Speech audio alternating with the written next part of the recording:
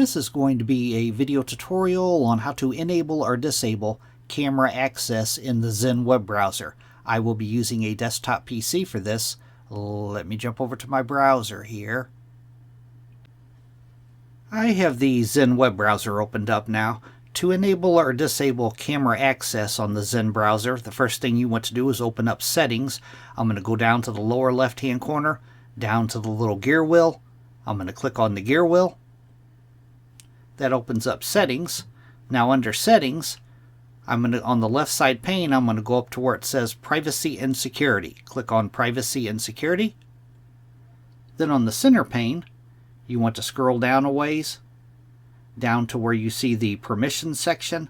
And in the Permissions section, right here, Camera, you want to click on Settings off to the right side of Camera.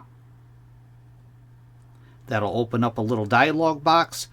And down below here, there's the little box here that you could check. It says block new requests asking to access your camera. If you check this box, websites will not be able to access your camera. If this box is unchecked, websites will be able to request permission to access your camera. Then you would go down to the bottom and you would click on Save Changes. That is how to enable or disable camera access on the Zen Web Browser. Thanks for watching.